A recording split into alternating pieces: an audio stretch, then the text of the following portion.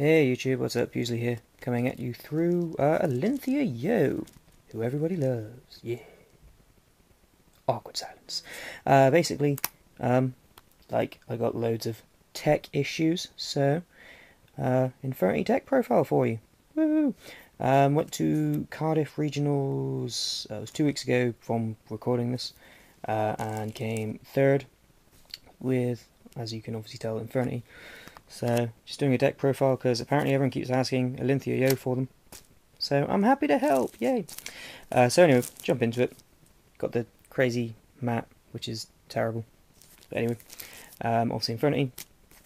3 Archfiend, because he's the deck. 3 Necromancer, because you need to get back your Archfiend, because he's the deck. 3 Stygians, in case you have the Archfiend in your hand, because he's the deck. 2 Summoner Monk, who get you, like, Archfiend, because he's the deck if you need it, or this dude mostly. But Summoner Monk, basically, if you open Summoner Monk in a spell and you're going first, you win, to be honest, is how I see it.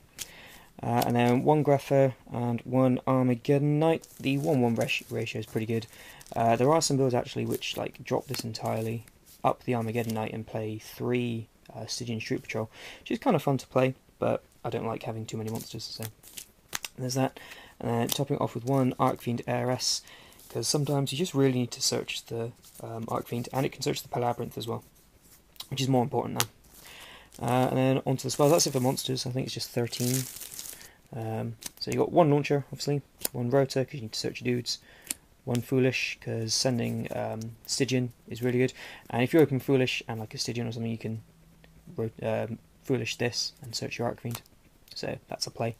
And you've got the 1 Palabyrinth to search for your Heiress as well. So I've dropped Transmodify because it's just so win more, but this is searchable, and makes your Archfiend's really big as well, so he's cool. More spells is 3 MST, just because it's basically staple right now. 5 Fister, 2 popular, but this does have a pretty good 5 Fist matchup anyway, because Barrier is incredibly good. And then 3 Instant Fusion. The reason for 3 is because it essentially lets you quote-unquote dodge Veiler, which is pretty big. So say for instance you open like Monk, Instant Fusion and another spell and an Archfiend, you can go Monk, use the effect, they Veiler, you Instant Fusion for a level 4, go into level 4 chain, send the Stygian, and you can use your Archfiend like normal. So they've lost the Veiler, but you still managed to go off, so it lets you dodge hand traps.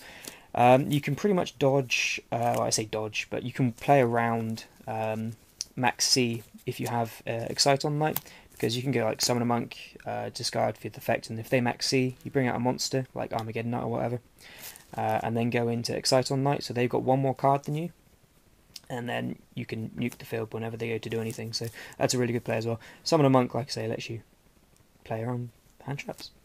And the last spell is just the 1 Book of Moon. It was in there because Trapstun is seeing a huge amount of play, so being able to disrupt things under Trapstun is awesome. And I'm playing Trapstun as well, so that's a big thing. It is mostly traps though, so you've got the usual 3 Barrier, 3 Break.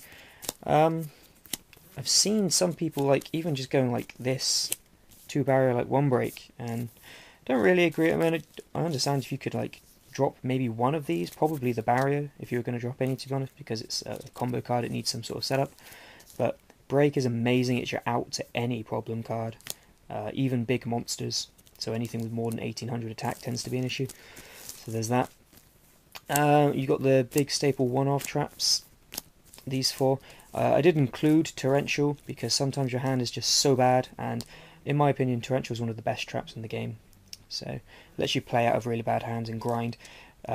During the whole event there were 7 rounds of Swiss, then the top 8 cut and the top 4 match that I played. I actually only got like a full wombo combo where you do like the massive level chains, palabyrinths and everything. That only happened once. So like being able to grind out to make your smaller but still good combos makes Torrential really good. And then rounding off for sort of defense there is 2 Mirror Force, 2 Deep Prison. Deep Prison was like a last minute throw when I cut the Transmodifies because it's so good against Fire Fist, because obviously you can get rid of Bear and then they can't even Wolf Bark it back, so you're effectively killing the Bear and any Wolf Barks that they have, so It's pretty good, especially if they Tenkied for the bear, because then they've lost a Tenki, a bear, and all the Wolfbarks are dead. It kills so many cards in their deck. And Mirror Force is just good, even against like Muramel, etc. Anything that explodes. The last two cards are 2 Trap Stun, because I decided before the event I wanted to play any deck that could go Trap Stun, Exoton Knight. So you Trap Stun for the -1, and you go into Exoton Knight for the -1, and you nuke the field. Yeah, so I decided to play 2 Trap Stun. Although that is the reason I played 2 Trap Stun is just a fantastic card right now, largely because of Exoton Knight, but it's a very scary card. The extra deck is 3 Larval Chain. There are times when you want the 3rd. If you don't have 3, you can cut it and play 2, but until extra deck space gets way too tight, I'm going to be playing 3. So that's pretty much all there is to it. There are combos that just aren't available to you if you only play 2, and sometimes it's just very nice to have 3. Obviously, Exoton Knight, it's like the most busted Exceed they've ever made. Maybe Shockmaster, but like this is just stupid. Like, went to the Worcester Regionals, that was this weekend, and I want to, like, opponent basically scooped just because I summoned this. It kills too much, it's just, why Konami? Anyway, there's then 2 Direwolf, because as I've explained before, 2 Direwolf allows you to do like the whole go into Levier, pop your own Levier to get materials in the grave, but it's also good because you can go Direwolf, pop your back row, make a second Direwolf, pop the back row. So if you have like an MST, you can use the MST and 2 Direwolves to hit 3 back row and still end with like Arcfiend, Necromancer and a Search Barrier. So it puts you in too good of a position. Next up was a Steel Swarm Roach, which is kind of like a tech choice. You can change this for something else along with the 3rd Larval Chain. There's a little bit of flexibility still in the extra deck. This was in there because I was expecting Hieratic Rulers to be pretty big, and I did play one. But the trouble is, even when I played it, I didn't want to make it. There was always something better to make. I mean, in my opinion, if you're making the Roach, it's because your hand is terrible, and all it takes is a Dragon Ruler to beat over it, because you can't use Roach on a Dragon Ruler summon. So, it's okay, but, I mean, you could play something like Crazy Box or something in case of skill drain. But, you know, it's okay. Next is Silent Honours, because this card is ridiculous. It outright replaces My Stroke, in my opinion. Like, rather than booking the monster, you just steal it, basically. And it survives the same 2 destructions, and it's bigger. So, you know. Master Key Beetle is phenomenal. Yeah, he's just big, basically, and dark just in case of Gozen if that ever crops up, which I doubt it would, but some people might side it against you.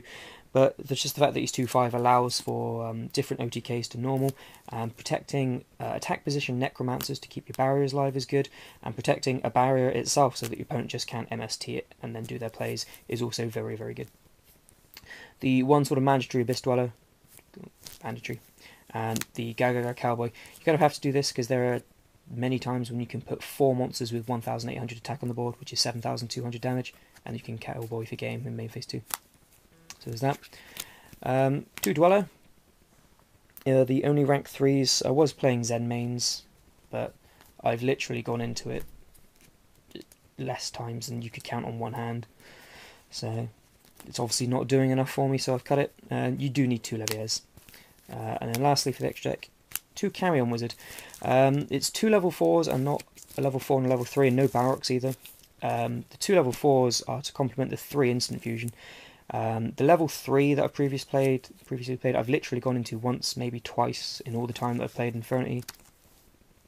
So it's clearly not pulling its weight, and there's many, many times when you want the second level 4.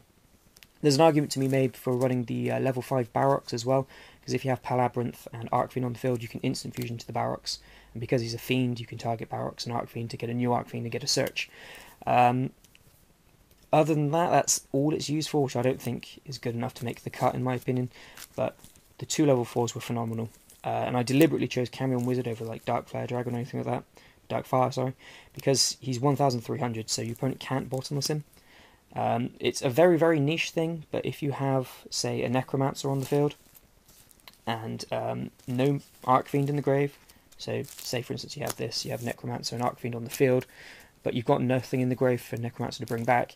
If your opponent has a bottomless trap hole, and you instant fusion for a Dark Fire Dragon, your opponent's going to bottom that, because then you still can't do anything. But if you bring out the Camion Wizard, your opponent can't bottomless it, you exceed, and your opponent will bottomless that, and you can then bring the Arcfiend back with your Necromancer. So that's the reason I'm playing Camion Wizard. There's some theory behind it. It's very, very rarely going to come up, but there's literally no benefit to running Darkfire Dragon over Camion Wizard. But there are benefits to running the Camion Wizard, obviously.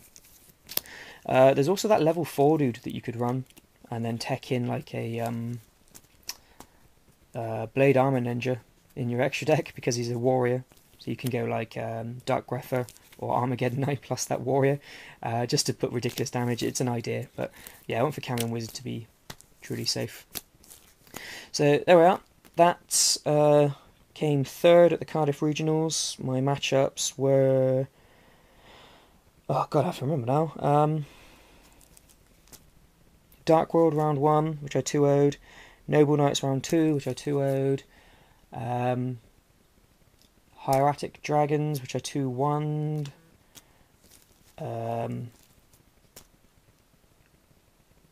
There was Murmau, which I drew with, because we went 1-1, and then time happened. I lost to a Bujin. I beat Fire Fist 2-1, and there was something else that I beat 2-0 as well. Might have been another Fire Fist. And then in the top 4, I beat Evil Swarm, and then lost to the same... top 8, sorry, I beat Evil Swarm, then lost to the same Bujin guy in top 4 again, who then lost in the finals. So, yeah, Infernity very good right now. Just because hand traps are seeing less play than they have in previous formats, and they're easier to play around. And trap stun and then exploding with amazing power cards is awesome. So there you are. Peace.